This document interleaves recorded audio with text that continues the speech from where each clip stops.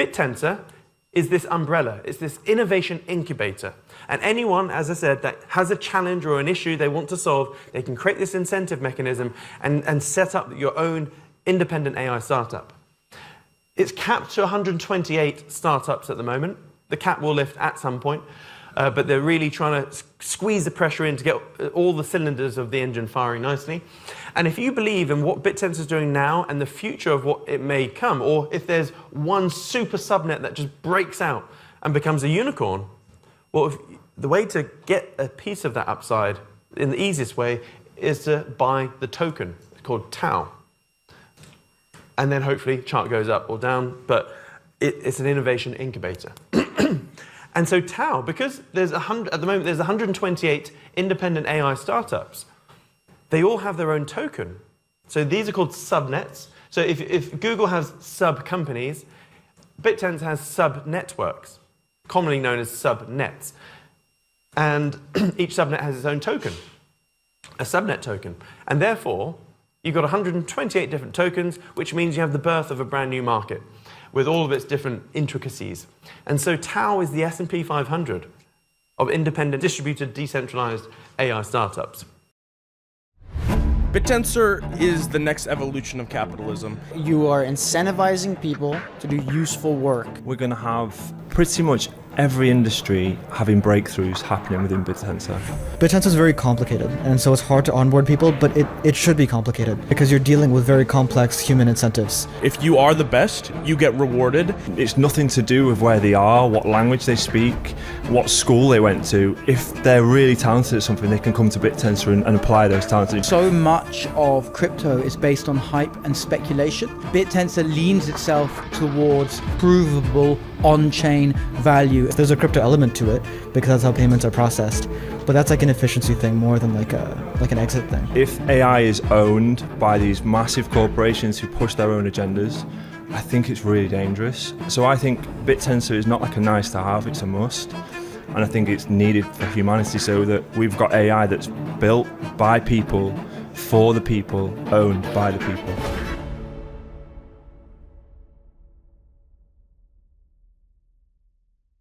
I like to think of Bittensor as an alternative corporate structure. I think it's an amazing way for companies to get the best talent around the globe. And I think this talent it's nothing to do with where they are, what language they speak, what school they went to. If they're really talented at something, they can come to Bittensor and apply those talents. It just results in the best companies. So you basically take like the core parts of capitalism where you're like rewarded for the value that you bring and just making that like very defined. So for example, like at a company, if you had a product you wanted to develop, you'd hire a bunch of engineers. Some of them would be doing like more of the work. Some of them would be doing less, kind of like an 80-20. But you'd be paying them roughly an equal distribution or close to it.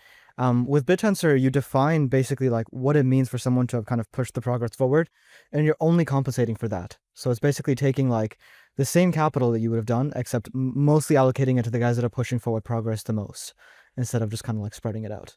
It means you can outsource the compute element of your business or workflow, which generally leans towards GPT provision, as that's the most cost effective, but it also means you can outsource the expertise in a way that is accessible to all, immutable, so it exists on a blockchain. It is a fair playing field for everybody involved, and it revolves around something called an incentive mechanism. So you design a game or a set of rules for people to play by, and you reward those that provide the best value in that game, and you can build your business or the commodity provision side of your business on those results. Subnets are like companies, miners are like the employees of a company, and validators are like their bosses. So the validators look at the miners' work every day and, based on their analysis, determine how much the miner should actually get paid, which ensures that the miner's work producing real-world value is tied to how much they earn. And ultimately, the subnet, the company, is profitable if you're able to sell the service more than what you end up paying out to these miners and validators, just like how a normal company functions. So the subnet owner decides what they want to solve for. They set up an incentive. The miners work at it, and the validators decide who gets paid what. Exactly. So permissionless means anyone can participate. Anyone. You don't need anyone's permission. An incentive protocol means a challenge or a task is set, and anyone around the world can be rewarded for good work. I think it's kind of scary to imagine Bittensor not existing. I think I think the further we go with AI, it's going to get harder and harder to realize what's true and what's real. Yeah. And if AI is owned by these massive corporations who push their own agendas, I think it's really dangerous. So I think Bittensor is not like a nice to have, it's a must. And I think it's needed for humanity so that we've got AI that's built by people, for the people, owned by the people. So like a proper ground source truth instead of corporate source of truth. Exactly. Like if you control the narrative and they push their own agendas, like it's happened so many times in the past already where the wrong results are happening in the world where it should have been more open and more honest. And, you know, we've seen news articles come out where it's like fake videos. And if we don't have a handle on this and a way to control this information and working out what is actually real, it's really dangerous. Is Bittensor crypto? I wouldn't say so. I think it builds on the same like fundamentals of crypto, especially like the fundamentals of Bitcoin of like not having like this crazy large supply that's owned by a team or whatever. But I see it more of like just like a I guess an evolution of a company. I kind of see like governments are the least efficient and least incentive aligned, and then companies are more incentive aligned, and then Bittensor is the most incentive aligned. But I wouldn't really call it like a crypto in the traditional sense. There's a crypto element to it because that's how payments are processed. But that's like an efficiency thing more than like an exit thing. It's a harness that allows the intelligence and efforts of anybody around the world to kind of put in the right direction. Yes, exactly. Yeah. And that's why it's important that Bittensor exists. Yeah. It levels the playing field and it makes the whole world a meritocracy, Exactly. and anybody can take part in it. For me, the reason that the importance of Bittensor is that so much of crypto is based on hype and speculation. And whilst there will always be a speculative investment aspect to anything that is commoditized, Bittensor leans itself towards provable on-chain value. And it was one of the first projects that I really encountered that I felt was a perfect functioning usage of distributed ledger blockchain technology, and really cuts out a lot of the hype and cuts through to real value attribution. How do you view subnets? Are subnets part of the crypto ecosystem? Are they startups? Are they businesses? How do you see them? I do view them as businesses. Of course, in their nascence, they are startups, and then they become fledgling businesses and fully fledged functioning enterprises. I personally feel that the subnet aspect doesn't have to be the entirety of the business. It really depends on the commodity that's being created and the value that's being extracted from there. Most subnets do solve a problem where what's being created by the subnet is the most valuable aspect, but there are subnets that are building businesses where the subnet is just one cog in the wheel of their product offering. How would you explain your AI startup in under 30 seconds? We do video processing, which is video compression and video upscaling. So we essentially are making files 50% smaller than they would be without using AI, or we're upscaling poor old quality files to make them clean and crisp and ready for today's screens. So what was that stat where you could compress a video by, was it 96% with no quality loss? Yeah, so we compressed a video on your revenue search. We did it live. 96% video compression with no discernible quality loss. So that's perceptual quality loss to the human eye. You look at the two videos next to each other, you can't tell the difference. Wow. And so for things like Netflix or Amazon Prime, like how much are they spending on video compression per year? Netflix is spending $1 billion a year with AWS. So if you're looking at their infrastructure costs, say we can cut their infrastructure bills by 50% by making conservatively their files 50% smaller, we can cut that bill in half. Wow. And what's stopping like big corporate competitors just sort of stealing your algorithm? Or like, is it a magic black box that you have, or is it open source your algos, or what? The original base miner is open source. That's all things in Bittensor are. But the miners then have taken that on and they've created their own algorithms, which are pushing the compression much further than we can and anything that's out there at the moment. But also, it isn't really in the interest of the big tech to be doing video compression, because they're all tied into the old boys club with Netflix, Amazon. The top 10 VOD platforms in the world are using Amazon as their backbone. Number 2 being Amazon Prime. So it's not really in their interest to save on storage costs. Plus, the issues that we see like in emerging markets where they need much smaller files don't really exist in the markets that these big VOD platforms are making their money in. So the Western market, Europe and the US. So it's not really on their agenda, and it's not an area for them to concentrate on. And how long until you're doing content streaming? So streaming is the next thing we're looking at. The technology is already there. We're really happy with it. We can boost the picture on a very bad low signal, or we can compress it down if it needs to be streamed onto your phone. The difficulty we're having now is fitting that into the subnet. So we're looking at the way we can fit that infrastructure. Currently, the way we do it, you send us a file, we upscale it, we send it back to you. But now with live streaming, it needs to be a continuous loop. So we need to find a way to be able to validate that so we can still be streaming live and you don't have any latency issues. Amazing. And finally, whilst I got you here, so why is video on Bittensor and not just setting up on your own without the Bittensor ecosystem? So it's the incentive mechanism, to be honest. So we can build this most powerful tool and we can progress it in weeks. What would take years and months and years in the real world, days and weeks in the Bittensor world, because we've got the miners, we've got 256 machine learning engineers trying to push the product forward. This means the innovation is moving so quickly. So if we were trying to do this in a centralized environment, the cost would be prohibitive and the progress would be slow. We incentivize people to predict the weather, which comes down to what is the weather in this location. We save it, we store it, and then we look at it like after 1, 2, 3, 4, 5 days. And the person who's the best gets the most amount of money. And then we look at historical performance to basically say we're confident that this person can now predict this part of weather. And we use that to basically enable companies that rely heavily on weather data to get the most accurate forecast in the world. So what's stopping me becoming one of your miners and just doing, it's going to rain tomorrow, and submitting my prediction? I mean, you can do it once and maybe you're lucky, but we query people like thousands of times. And that basically means that only if you're like, or either you're like very lucky, like very lucky, or you're just very good at predicting the weather. Why is your solution better than existing companies? Well, existing companies train models on historical data, and they showcase how good models are on historical data, which is conceptually pretty good.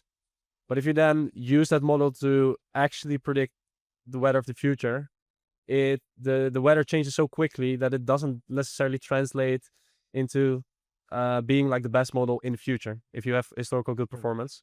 And we constantly query people on future data, so it keeps like getting updated.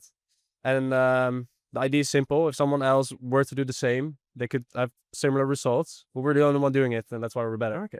So how do you compare to Microsoft Aurora or Google Weather? We're way better, like way better. Aurora is supposed to be... Yeah, Aurora is like lightweight. That's good. They can like achieve very good performance as a model, but we essentially enable miners to use multiple models combined and combine them into one even better prediction. So for sure, our miners are in some way also using Aurora, but they're also using other models they're combining in, and they're training models on top of it, and that allows you to be even better. So essentially what probably all the miners are doing is creating some agentic system, just like Riches.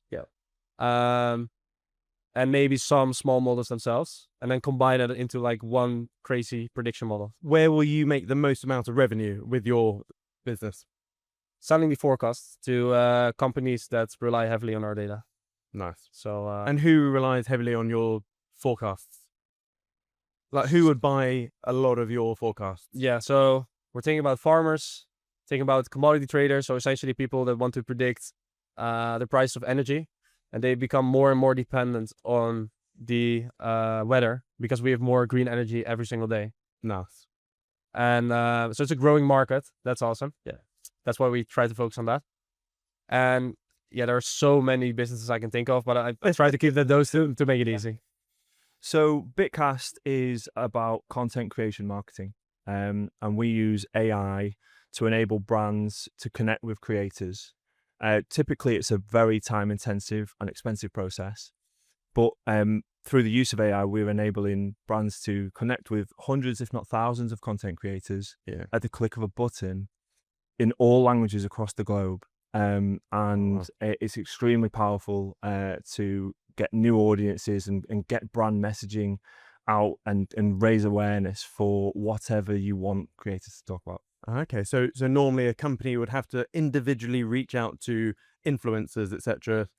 But now with Bitcast, you'll have a whole network of influencers within that niche, and then you can basically outreach through all of them.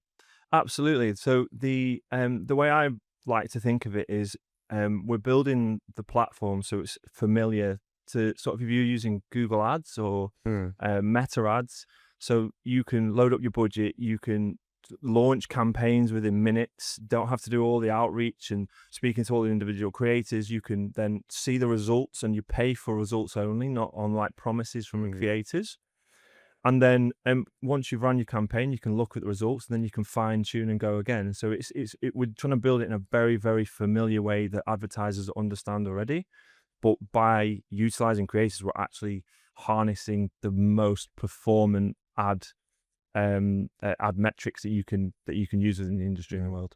Bitcast isn't really an AI company, so why does your company need to exist on Bittensor, and how are you better than existing incumbents in the real world, let's say? So obviously we do use AI to do what we're doing, and we use other subnets to like shoot. So for example, we use other subnets within the ecosystem to power our subnet. How we're competing with the incumbents is like if you talk about like big exchanges, they've got teams, big crypto exchanges, obviously that's where we're working at the moment, but they've got teams for different regions, and it's a very onerous task to get different creators to talk about you. If you can have one source, one platform you go to, and you can get creators from all around the world talking in loads of different languages at the click of a button, you're talking so much time saving for those companies. And so much, you're talking about teams and teams of people that can actually be done on one platform really seamlessly and also extremely effectively. Nice. So the future of Bitcast isn't just video, because you've just moved on to X, haven't you, for tweets and whatnot. So can you elaborate more? And then future platforms or future mediums? Yeah, so obviously we started with YouTube. Video is obviously probably the most trustworthy sort of source for creator marketing. X we've just moved on to recently. It's brilliant for building narrative and getting eyeballs and sort of piquing that initial interest. So we've now got those two incentive mechanisms up and running. And the next one that we're currently in development for is TikTok. So again, a whole new algorithm. Again, it's brilliant for making videos that go viral. And you can get videos that get loads and loads of eyeballs. Again, really powerful to pique that initial interest. And then you go and do your deeper dive and you see your YouTube videos and do your research. So yeah, we've targeted those three social platforms as our first three to incentivize on. And we believe that through the use of all three, you can make extremely powerful creator campaigns, and you can do a funnel between the three of them to sort of optimize towards your goals. Hippius is decentralized storage and cloud infrastructure. At the moment, we are storage. Very soon, we will also be virtual machines, and it allows you to rent storage as you would AWS and virtual machines as you would from any server hosting company. Why is Hippius better than existing providers? Because we don't have to purchase whole and hold a single provider of storage. We can leverage Bittensor to outsource the provision of the most cost-effective and highest quality storage and scale as the network requires. Can it keep scaling?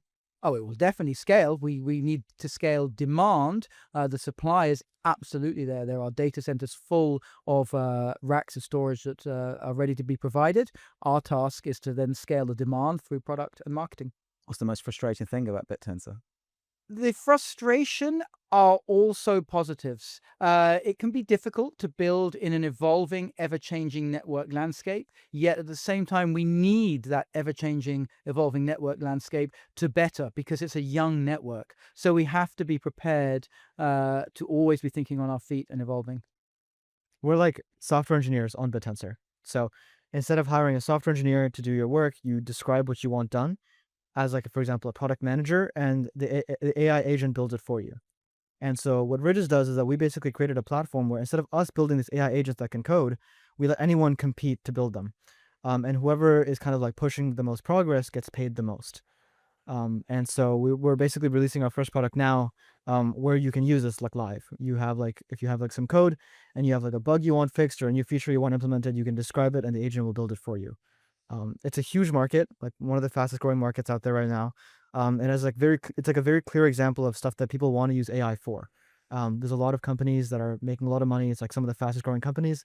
But what we've managed to do, or what we think we've done, and we'll see now as the product hits the market, is create something that can basically match the performance of a lot of these large companies, but with a lot less capital. If you look at how much money we've given out, because we've only basically incentivized progress. And it's a lot cheaper to run because we have like capital constraints. People are building these agents on like very cheap, small open source models. And we've been able to do it in like a few $1 million rather than like many billions of dollars. Yeah, so you are up against Claude, for example. Yeah, Claude, OpenAI. Yeah, the big Microsoft. boys. They spent billions, and you are literally in a basement spending millions, Some millions, low millions. low millions, and you're like matching them Yeah, performance-wise. the benchmarks were like neck and neck at this point. Neck and neck. Yeah. Just got to get to market. Yes. Our focus at LeadPoet is automating sales, specifically the parts that are very painful, which is lead generation, lead qualification, and lead outreach. Our mission at LeadPoet is selling meetings, not leads, allowing sales teams to connect with their target market and ultimately drive conversions. So how is LeadPoet better? What are those sales teams doing now? What tools are they using? Yeah. They're going to be consigned to the scrap heap because LeadPoet is here now. Yeah.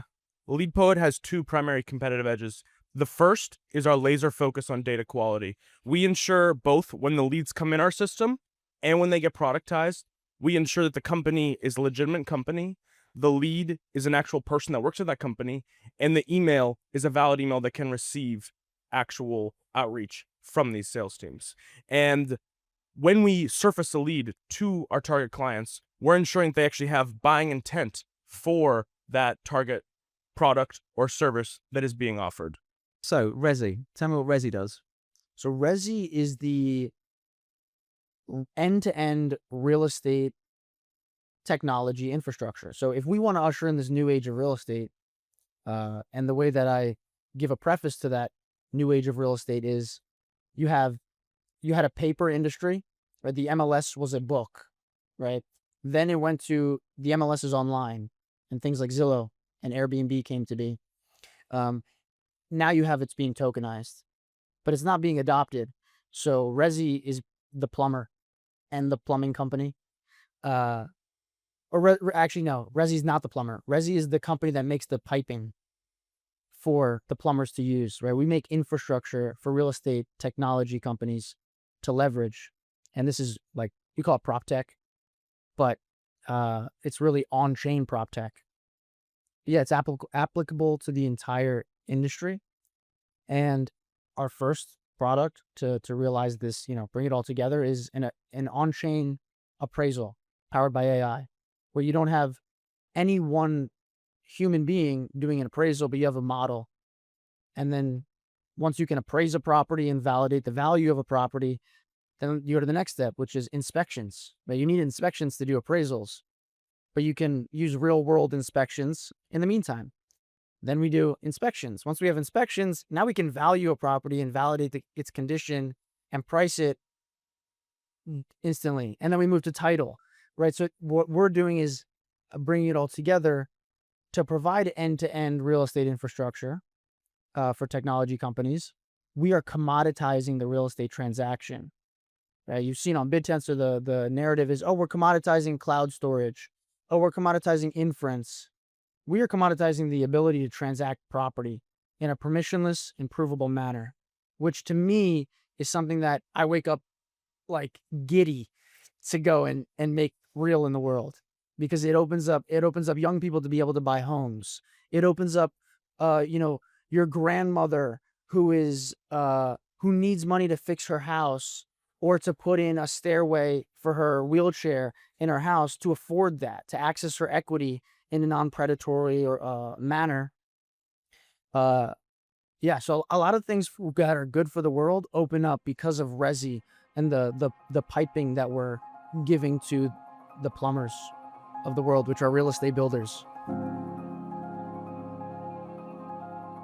I'm most excited about hitting milestones that are relevant to deployment of any tech startup, not just things that attain kudos within the Bittensor community, but go well beyond that, like 1 million in revenue, 100,000 customers, big numbers.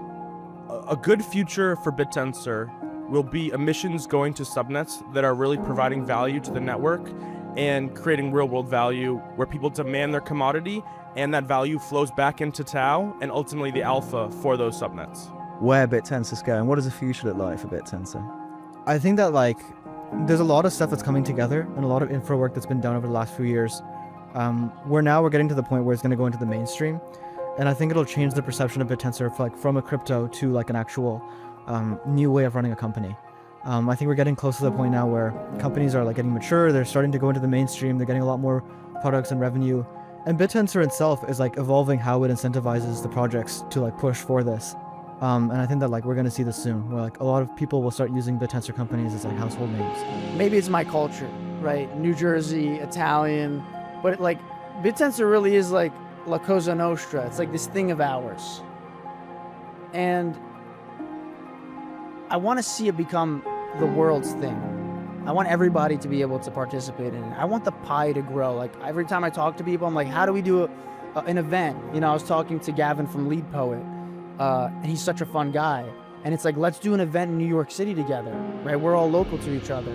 Let's do these like every month, right? Like every second Tuesday or whatever the case is. Let's get people from outside of Bittensor inside of Bittensor, or at least have it on their radar. Because if we grow this pie, we're going to the sky, right? That's the whole idea. And it really is like this tight-knit group right now of lovers and fighters. But I think that it must grow, and I'm excited to see that happen. I know our roadmap will come to fruition. I know that DSV will be here and doing great, because you guys have an amazing mentality. And then one thing I will add to that, I'm excited to meet more people in this space. I've met a lot of subnet owners I look up to, especially at this event, and that's been a lot of fun. And I didn't realize that was going to be so fun. And I want to do more of that, and I want to make strong relationships through this endeavor.